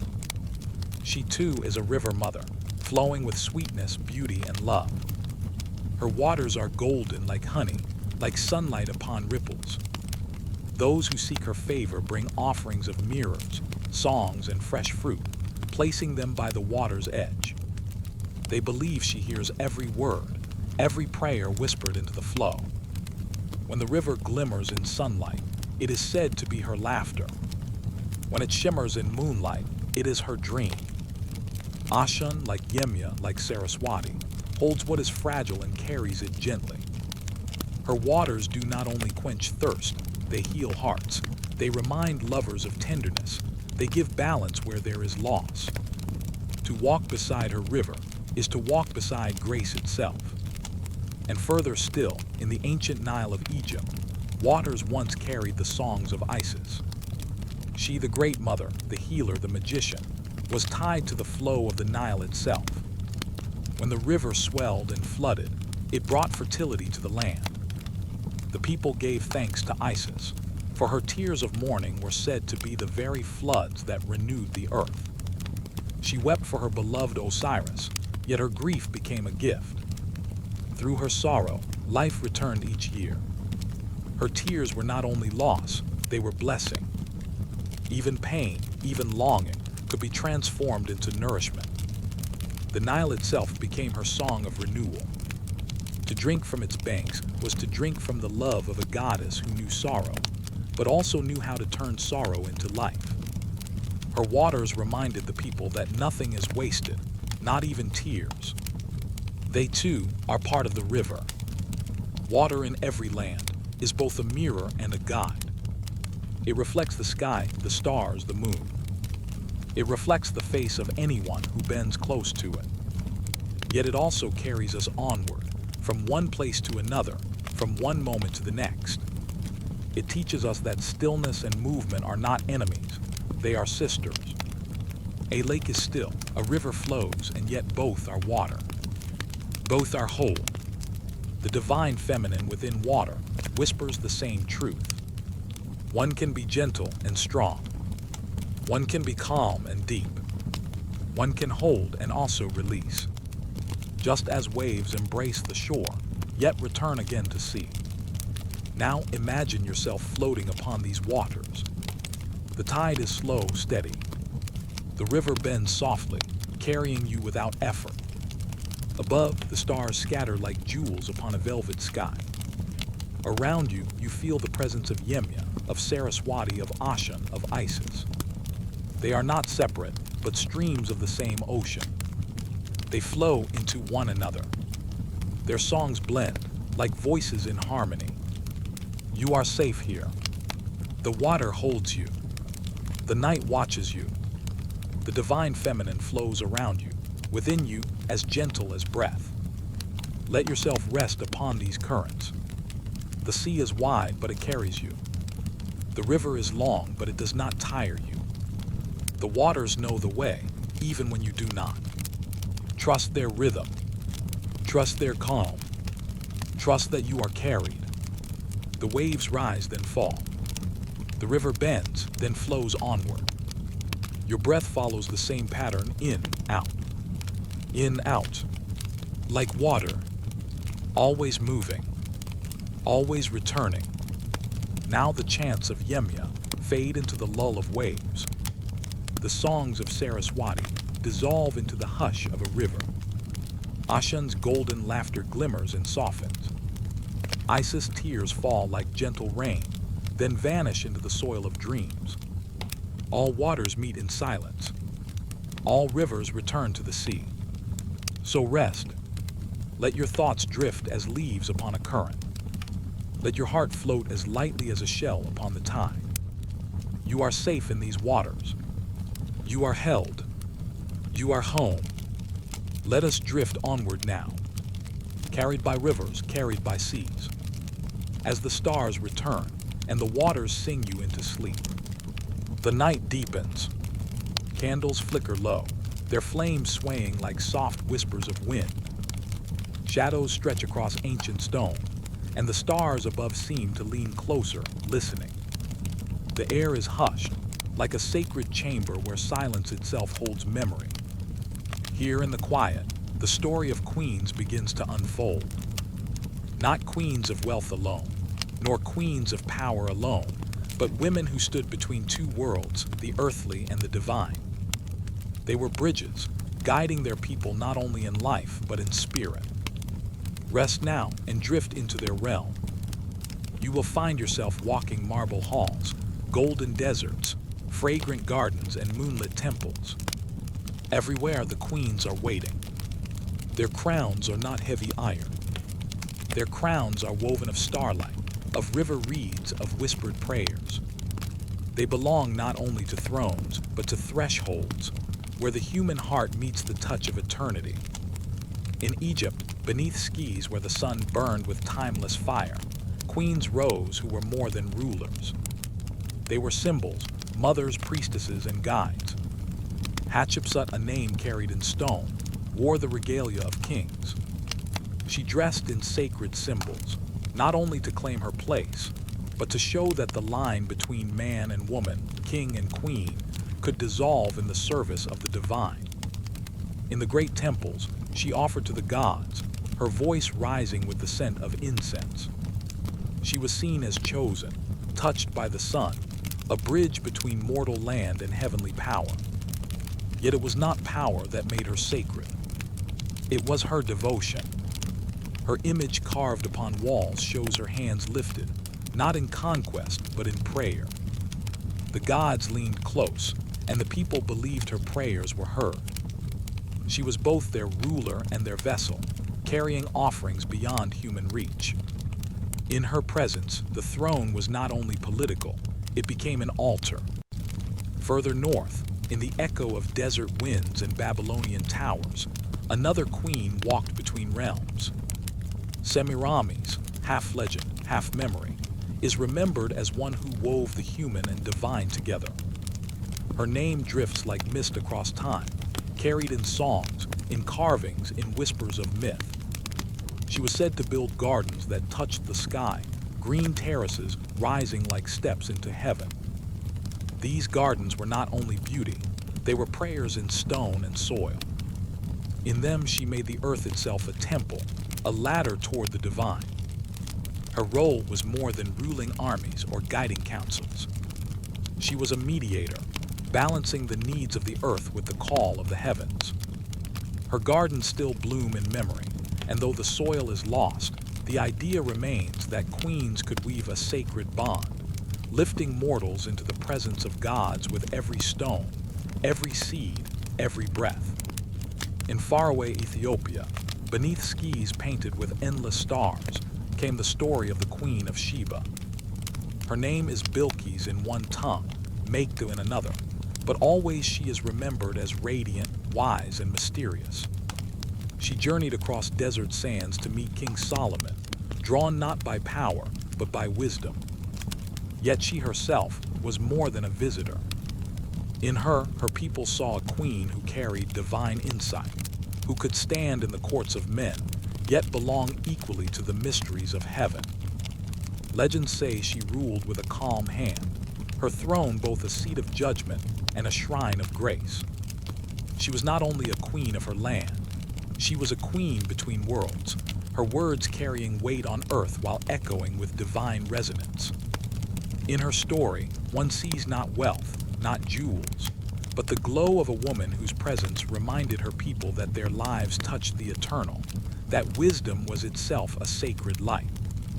In the mountains of Inca lands, too, queens and empresses walked between realms. They were seen as daughters of the sun, radiant with light, their very breath carrying warmth from the sky. When they poured libations, when they offered corn or chicha to the sacred earth, it was as though the sun itself bowed through them. The people believed their queens held a thread connecting them to Inti, the great sun god. Through their hands, prayers rose. Through their presence, blessings fell. They were not queens in palaces alone. They stood upon mountain temples, where wind met stone, where clouds touched earth. They stood upon thresholds, their crowns shimmering like halos of sunlight, reminding all who looked that their people were children of both soil and sky. Again and again, across continents and centuries, the pattern appears. Queens who were not merely rulers of land, but guardians of balance. They were seen as daughters, mothers, wives, and yet always something more. They stood where human voices could no longer reach, carrying prayers upward, carrying blessings downward. They were mediators, keepers of harmony, queens between worlds. Think of them as torches. A torch stands in the night, yet its flame comes from elsewhere. It burns with borrowed fire, offering light to those nearby. The queens were such torches, their crowns lit not by jewels, but by the fire of the divine. They carried that fire, so their people could see the path. Now the night deepens further. Imagine yourself standing in a great hall of queens. The air is cool, and the floor glows like polished stone. On either side, thrones rise not heavy, not harsh but luminous, carved of moonlight and gold. Upon them sit the sacred queens. Their eyes are calm. Their hands are open. Their crowns gleam softly, reflecting both earth and sky. You walk among them slowly. You feel their gaze not stern, not distant, but tender like mothers who know, like priestesses who bless. Each queen holds a thread, and together those threads weave a great tapestry.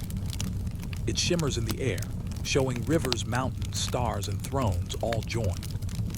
It is the fabric of the world, and the queens sit between it, keeping it whole.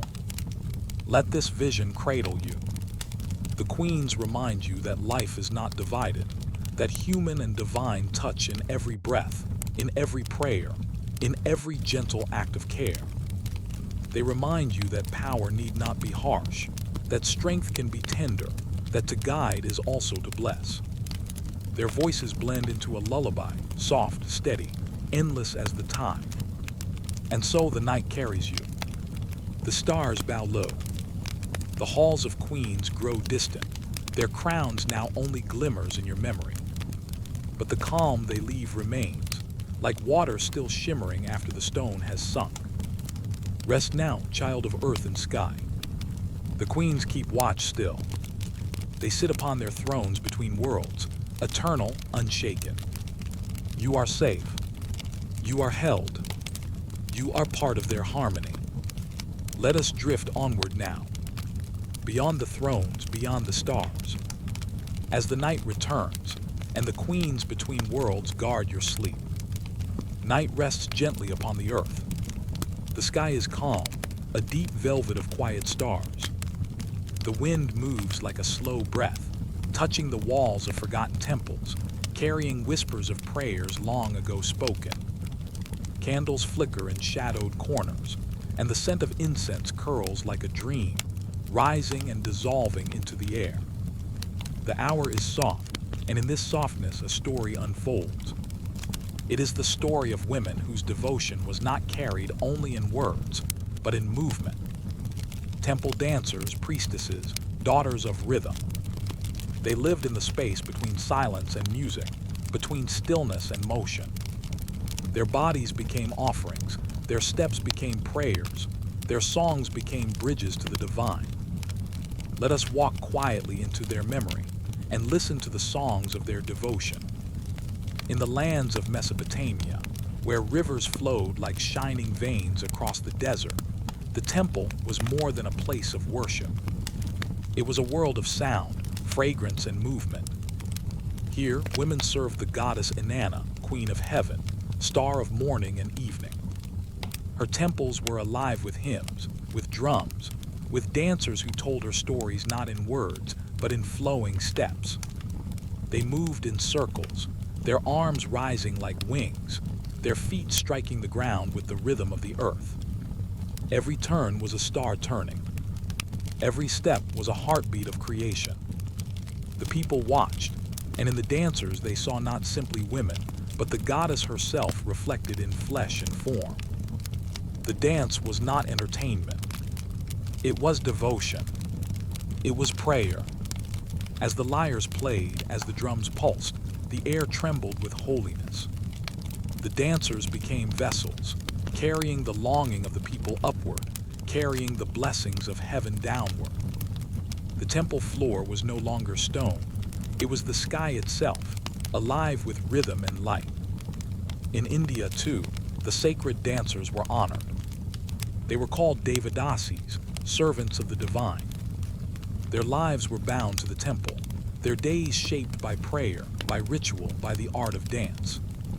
Each gesture of the hand, each glance of the eye, each curve of the body was a language older than words. Through these movements, the stories of gods and goddesses were told. They told of Krishna playing his flute beneath the moon. They told of Shiva, the great dancer, whose steps create and dissolve the world. They told of Parvati, graceful as the mountain stream, and of Lakshmi, radiant as the lotus rising from water. To watch them was to be drawn into the stories of heaven, to feel the nearness of the divine in every flicker of motion. The air inside those temples was alive with sound. The bells upon the dancers, ankles chimed like silver rain. Their feet tapped upon stone, steady as a heartbeat. Flutes sang, drums rumbled, voices rose in chant. Together, the sounds wove a sacred web, in which the dancers moved like shimmering flames. Every breath, every turn, every step was prayer. The temple dancers lived not for themselves, but for something higher. They were guardians of rhythm, keepers of divine memory. When they moved, they told the stories of the gods not as history, but as living truth. The people who came to watch did not only see dance. They saw a mirror of creation itself.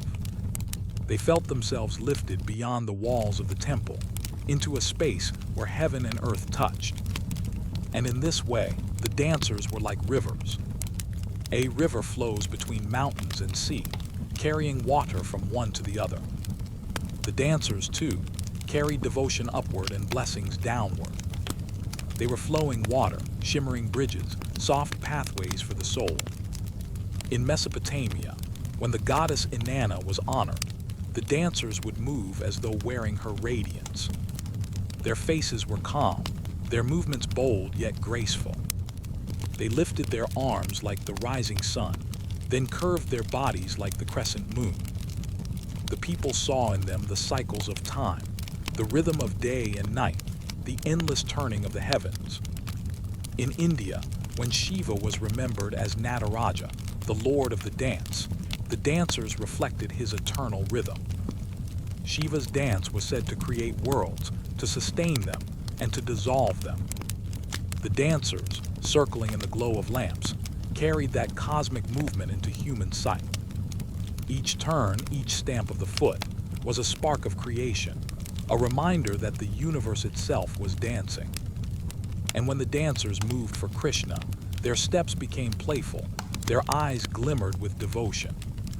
They were companions to the divine flute player, their movements echoing the joy of love and surrender. The people watching felt their own hearts drawn into that joy, their burdens lifted, their souls washed in light. To lie here in this quiet night is to feel the echo of their rhythm.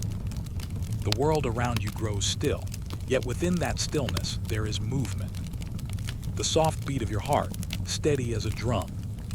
The rise and fall of your breath, gentle as a song. Even in silence, the body remembers the temple's rhythm. You too are part of that dance.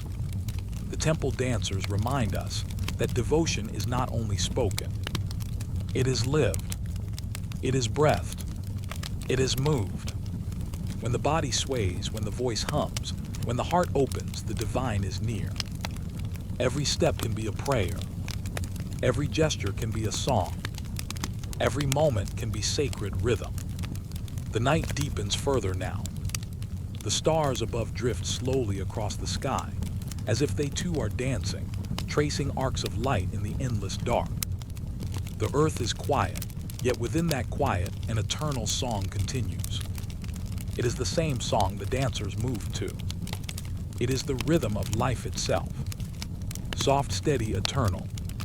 Imagine yourself in a temple long ago. The lamps glow. The air is warm with incense. The drum begins, slow and steady. The flute rises, weaving a melody of devotion. The dancers appear, their eyes calm, their steps graceful. They move like flowing water, like rising flame, like stars wheeling across the night. Their hands tell stories older than memory. Their bodies carry prayers higher than words. You watch, and the world around you melts away. There is no temple now, no stone floor, no distant crowd. Only rhythm, only devotion, only the endless dance of creation and return. Rest now as the music fades. The dancers bow their heads. The lamps grow dim. The temple is quiet once more, but the echo of their rhythm lingers. It lingers in the beat of your heart, in the breath that rises and falls, in the silence of the night. The sacred song is never lost. It continues, soft and hidden, waiting in the stillness. Let yourself drift with it. Let the dance carry you, slow and gentle, into the arms of rest. You are safe, as the songs of the temple dancers surround you. You are held, as their rhythm flows through the quiet night. Now close your eyes in peace. The dancers have returned to the shadows, but their devotion remains. It cradles you. It soothes you. It guides you toward sleep. Let us drift onward now. Beyond the temple, beyond the music, as the night carries you softly into dreams. The night is gentle. A soft wind moves across the hills and valleys, brushing the leaves with quiet hands. Stars shine dimly through a veil of clouds, like whispers of distant fires. The earth breathes slowly, and you too are breathing, drifting with it. Tonight, the story moves to hidden places. Places where light is soft and shadows linger like silk. It is here that some of the most secret women of spirit once lived. The hidden goddesses, the veiled priestesses, the women whose names are lost, but whose echoes still travel through time. Let us enter their world softly, step by step. Long ago, there were women who did not dwell in the great temples. They did not command crowds, nor display their presence for all to see. Instead, they moved in quiet paths through forests, along riverbanks, within caves, and among small shrines forgotten by most. Their devotion was hidden, yet no less radiant. Even in the shadows, the divine whispered to them, and they answered with reverence. Some say these women were like the moon behind clouds. You cannot always see the full light, yet it is there, touching everything softly, silently. Their prayers were murmured in secret, their offerings placed beneath stones, in hollow trees, on riverbanks where only the wind could witness. Their songs were low, almost inaudible, yet they carried through the air, stirring the leaves, bending the grass, reaching the ears of those who knew how to listen. In the mountains of Anatolia, women once kept sacred groves. These groves were veiled with mist in the early morning, with dew sparkling like tiny stars. The goddesses they honored were hidden from the eyes of outsiders, known only to the women themselves. Some called her the Lady of the Hidden Spring, her face reflected in the water, her laughter in the ripple of the stream. Pilgrims who stumbled upon the grove sometimes saw a fleeting figure, but never could grasp her fully. She moved like smoke, like a dream half remembered. In Egypt, women carried secret knowledge of the underworld. They whispered prayers for the safe passage of souls, drawing sigils in sand that vanished with the morning wind. They tended small altars in remote houses, keeping the rhythm of life and death in quiet devotion. No grand temple marked their work. The gods and goddesses they served were invisible, yet their presence was felt in every calm night, in every shadowed corner, in the slow turning of the stars. The hidden goddesses were often teachers, too, though few could recognize them. They guided the young, not with loud commands, but with gentle gestures and soft words. A hand placed on a shoulder, a gaze that met your own, a small offering of water or bread. Through these quiet acts, they carried wisdom across generations. And though history may have forgotten their names, the knowledge they shared lives on in the hearts of those who pause, who listen, who remember. Some were healers, tending wounds with herbs, chants, and sacred water. Others were seers, watching the stars and reading the patterns in fire and water. Still others were dancers, moving in quiet rhythm to honor unseen gods, their steps echoing in caves or moonlit clearings. No one witnessed their devotion fully, yet their work shaped the lives of many. They were currents beneath the surface, quiet rivers that nourished the earth. The hidden goddesses were not always gentle. Some carried fire in their eyes, strength in their hands, courage in their hearts. They protected those who could not defend themselves. They spoke words of truth to kings in whispers, moved unseen through cities to heal and guide. Their power was quiet but vast, like the wind that bends the tallest trees without breaking them. Even unseen, they shaped the world. In the forests of Europe, women kept the old rites alive. Long after temples fell, after sacred songs faded from memory, they still tended the sacred stones. Their chants drifted through the air, faint as the cry of a bird at dawn. Travelers who paused in the wood sometimes felt a presence, a woman whose eyes held centuries of devotion. She would vanish like morning mist, leaving only the scent of herbs, the soft ripple of water, the echo of a song. The hidden goddesses often carried dual lives. By day, they were ordinary women, tending gardens, weaving cloth, guiding children. By night, they became priestesses, dancers, healers, keepers of mysteries. Their devotion was woven into daily life, unnoticed, yet present. Every seed planted, every meal offered, every word spoken with care was an act of sacredness. They knew the world was made of small, quiet miracles, and they attended to each one with reverence. Their lives remind us that devotion does not always need an audience. Not every prayer must be shouted from a hilltop. Not every song must echo through a city. Some prayers are meant to be murmured, soft as the breath of the earth. Some songs are meant to be danced alone, beneath moonlight in shadowed groves. Even hidden, they shine. In Asia, some priestesses tended rivers that fed entire villages. They sang to the water, blessing it, guiding it, speaking to the spirits who lived beneath the surface. No temple walls enclosed them. No crowds watched their devotion. Yet the rivers thrived, nourishing the land, reflecting the sky, carrying life to every corner of the earth. In their secrecy, they were like the water itself, vital, gentle, unseen. Some hid their faces behind veils. Some remained silent even in the presence of kings. Some disappeared into the forest or the desert, known only by the footprints they left behind. Their power was subtle, yet it endured. The world may forget the names of those who walk in shadow, but it remembers the rhythm of their lives. It remembers the grace, the care, the hidden devotion. Imagine a hidden shrine somewhere, forgotten by time. A small stone altar, a bowl of water, the faint scent of incense lingering. You approach quietly. You feel the presence of someone who once stood here, who moved with reverence, who whispered prayers only the wind could hear. Her song is not loud, but it reaches you.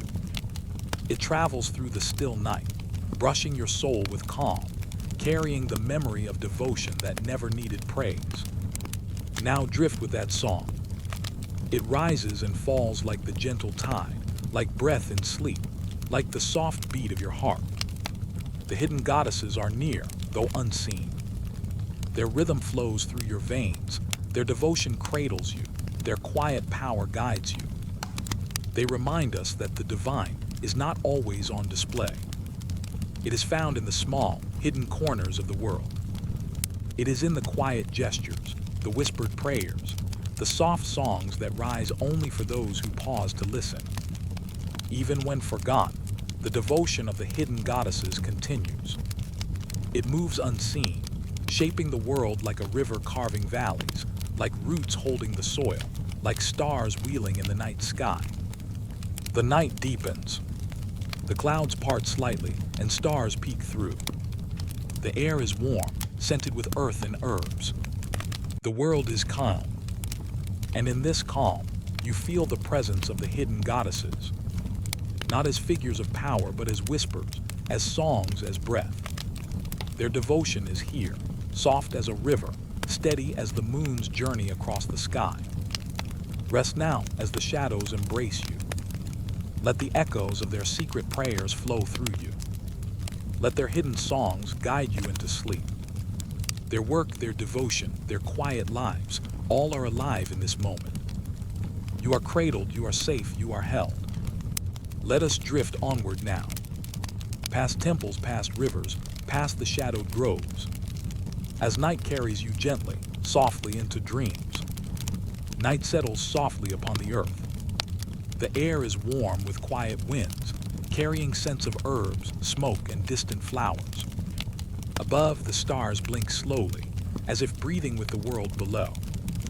You float among them, gentle and calm, drifting toward a place where stories of the first mothers linger. These are not ordinary women, but divine mothers, whose hands shaped gods, nations, and destinies. Step lightly now into the glow of the sacred fires. They are small, gentle flames, flickering in the hearths of hidden shrines.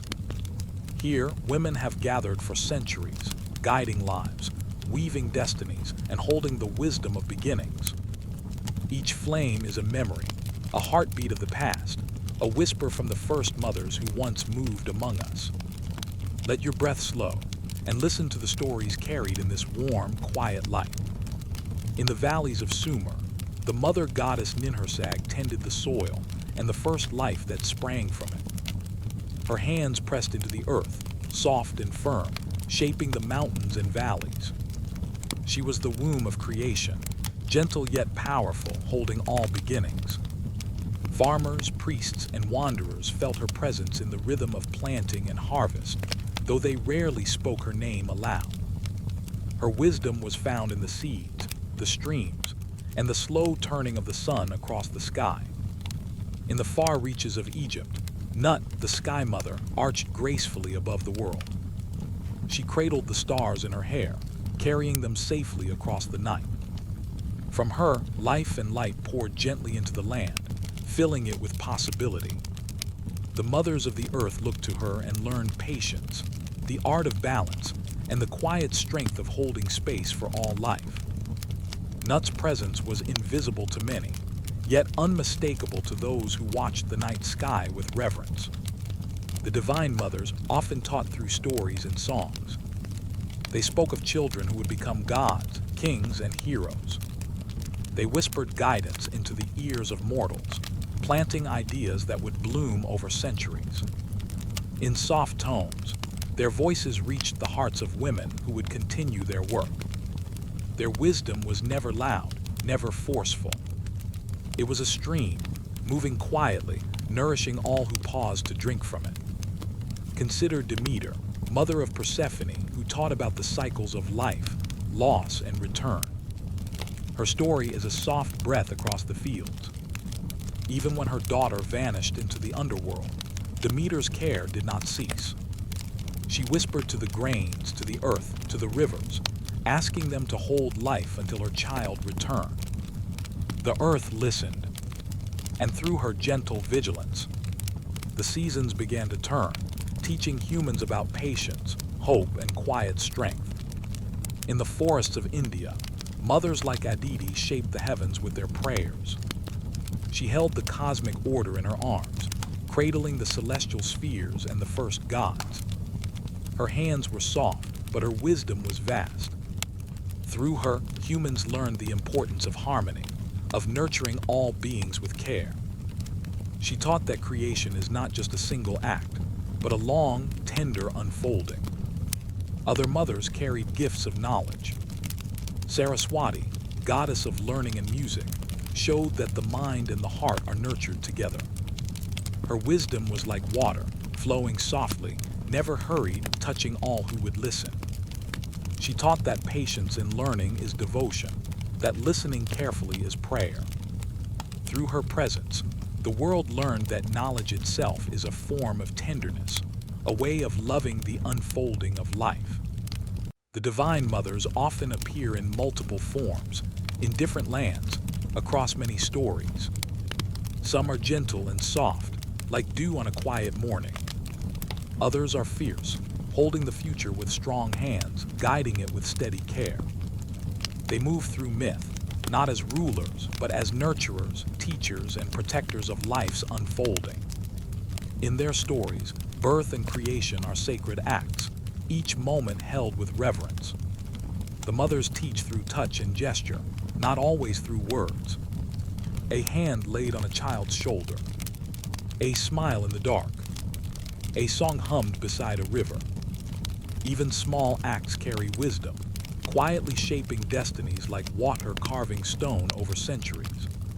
Through this, the hidden rhythm of life is passed along, unbroken, even when the world forgets names. Look now to the hearths glowing across distant lands. The firelight flickers on stone and wood, casting gentle shadows. These fires are alive with memory, warmed by mothers who guided nations and gods alike. They were women who gave form to the invisible, shape to the unformed, and care to the unknowing. Each hearth holds a story, a pulse of creation, a whisper of the divine. The smoke rises softly, carrying prayers into the night sky, blending with starlight and the breath of the wind. Among these mothers, we find lessons in patience. They remind us that growth is slow, that care cannot be rushed, that the smallest gesture, repeated with love and attention, can hold worlds in balance.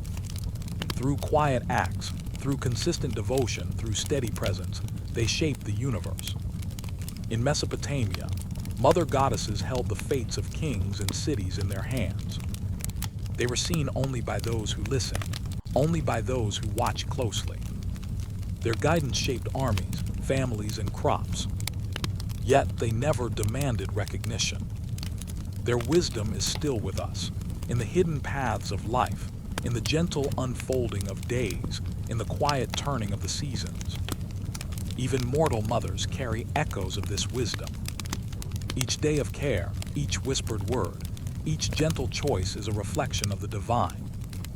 We inherit the teachings of those who held worlds in their hands, who nurtured gods and humans alike. The pattern of their work is subtle, a thread connecting past and present, life and story, heaven and earth. The divine mothers remind us of cycles: birth, growth, care, and letting go. They show that all life is sacred, and that all beginnings are nurtured with intention. Their hands are never idle. Even when unseen, even when unspoken, their guidance shapes everything it touches. We carry this within us too, the ability to hold life tenderly, to shape gently, to nurture endlessly. Some mothers are known, some remain hidden. Some shine in grand temples, others move through quiet forests and homes. Their presence is felt in the air, in the water, in the soil beneath our feet. Even in sleep, their whispers reach the soul.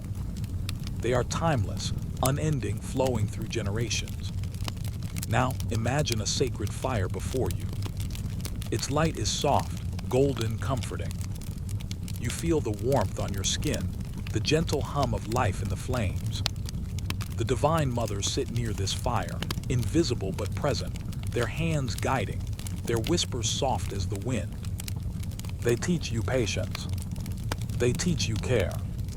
They teach you that your breath, your heart, your life is part of a greater rhythm. Let the warmth sink into your body. Let the rhythm of life, held for centuries by mothers divine and mortal, carry you softly. The world slows, the stars move gently across the sky, the fires flicker without hurry. You are cradled in the wisdom of the divine mothers. Rest now as the firelight dims and the night grows deeper. The mothers are here, in every heartbeat, in every quiet breath, guiding and nurturing, unseen but ever present. Let us drift onward, into dreams, into the soft embrace of night, into the eternal care of those who hold worlds in gentle hands. The night is soft. The moon hangs low, a gentle silver lamp in the quiet sky. A calm wind brushes over hills and valleys, carrying the faint scent of jasmine and earth. You float slowly, comfortably, through this quiet world, guided by the gentle pull of memory and myth. All around, the stars shimmer like distant candles, tiny lights of wisdom. Tonight, they seem closer, breathing with you, keeping time with your heartbeat. We arrive at a place that is both here and beyond. It is a quiet space, filled with shadows and light, where the stories of divine women gather. You can feel their presence before you see it. A warmth like soft sunlight rests on your skin. A whisper of movement drifts across the air, the faint echo of steps on stone, of hands brushing over sacred objects. These are the women who have shaped life and spirit, who have held the world in tender, unseen hands. Their light is gentle, eternal, and now it comes to rest with you. Think of all the mothers, queens, and priestesses you have met in dreams and stories. They are here not as separate figures, but as one living glow, a tapestry woven from countless acts of care and guidance. You drift among them, feeling the warmth of their presence. Some are quiet, like dew settling on leaves. Some are bright, like firelight reflecting in calm water. Each holds a different memory, a different lesson, yet all are joined in the soft current of life. Look to the left, where a mother from distant lands tends a small flame. She hums a song that seems older than time. It speaks of beginnings, of the slow unfolding of creation, of care that never hurries. The fire warms your hands, your face, your heart. Listen closely. Even as the song drifts away, the warmth remains, flowing gently through your body like water over smooth stones. To your right, a queen walks slowly across a marble floor, her presence steady and comforting. She has ruled lands both seen and unseen, holding people and ideas with careful balance. In her hands rests a small, glowing orb. It pulses softly, carrying the stories of every life she has touched. She does not speak, yet her energy reaches you, reminding you of the quiet power of presence, of gentle attention, of steady guidance. Here in this place, you feel that influence as a calm wind brushing your hair, as a soft rhythm in your chest, as if the heartbeat of the universe itself is gentle and sure. Above you, a circle of stars seems to lean closer. Each star carries the memory of women who shaped gods, rivers, knowledge, and life itself. Some names are lost to history. Some were never spoken aloud.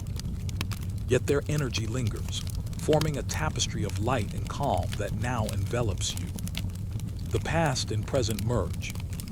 Time becomes a slow river, flowing quietly through this night, through your body, through your dreams. You drift toward a pool of water that reflects the moon. It is smooth, still, and perfect. Here, the divine mothers gather, bending over the surface, brushing fingertips across its calm face. Ripples move outward in slow waves, carrying reflections of every story you have heard, every whisper of guidance, every soft lesson of patience and care. The water reminds you that life is fluid. It flows, it nurtures, it carries memory gently onward. Even the smallest movement, the slightest touch, leaves ripples that reach far beyond the moment. A voice drifts to you, soft as wind through reeds. It is the song of the eternal feminine light. Not loud, not commanding, not urgent. It carries tenderness, hope, and calm understanding. It reminds you that every breath you take, every quiet thought, every gentle act of care is part of the eternal unfolding of life. Even the smallest gestures matter. Even silence, held with intention, is sacred.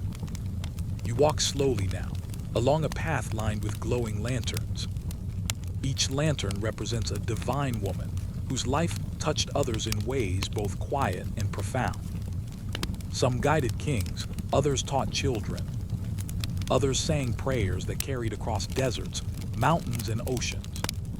The light of each lantern blends with the next, forming a gentle river of glow that winds through the night. You float alongside it, feeling the warmth seep into your chest, your arms, your legs. It is the gentle weight of care, the softness of guidance, the quiet strength of a world held tenderly in hands that never rest. Here, you meet mothers who gave birth to nations, queens who held boundaries between human and divine, priestesses who whispered to stars and rivers, who moved unseen but shaped everything they touched. Their light flows into yours. Their wisdom fills the space around you, as natural and inevitable as breathing. You are part of this current now, drifting softly, carried by unseen hands, carried by soft breaths of wind and flame. A distant drum echoes in the night. It is slow, steady, like a heartbeat in the earth. It does not rush you. It does not command.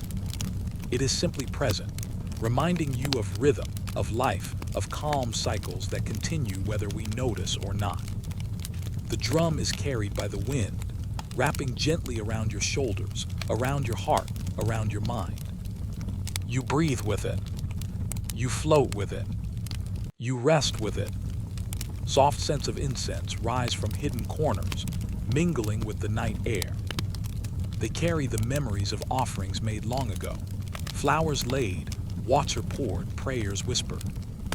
Each scent is a story, a quiet acknowledgement of care and devotion. The divine mothers move among them, unseen yet felt, shaping every moment with gentle attention. You feel the calm settle deeper, like roots finding steady ground beneath the earth. Now you see a circle of light forming above the ground. It is a halo of warmth, soft as candlelight, gentle as moonlight on still water. The eternal feminine light gathers here, embracing all the stories, all the mothers, all the queens, all the priestesses, past and present. Their glow reaches you, seeping into every thought, every cell, every soft edge of consciousness. You feel held. You feel safe. You feel carried. Everything in this moment is slow. Time has no pressure, no urgency. The night stretches gently, wide and infinite, filled with whispers of care and the slow rhythm of hearts that have always guided life. You float among these whispers, among these soft lights, letting them fill you completely. Take one last look around. See the mothers bending over fires, pools, and lanterns. See queens guiding unseen realms. See priestesses dancing softly in the shadows, their rhythm invisible but felt. All their work, all their wisdom, is now yours to carry in quiet memory. It is a glow that will remain, even as your body sleeps, even as your mind drifts into dream. Breathe slowly. Feel the eternal feminine light in your chest, in your arms, in the gentle warmth along your spine. Let it move with you as you sink further into rest. The night holds you. The stars watch gently. The soft fires flicker in rhythm with your heartbeat. Now drift softly onward. The eternal feminine light flows with you, into dreams, into deep calm, into the quiet heart of night. Let it cradle you, guide you, and rest within you. Sleep in the warmth of these stories. Sleep in the care of mothers, queens, and priestesses. Sleep in the gentle, eternal glow of all women who have guided life and spirit through the ages. And when morning comes, let this quiet light remain still soft, still tender, still yours. Now rest as the stars return, as the winds settle, as the eternal feminine light flows gently through you.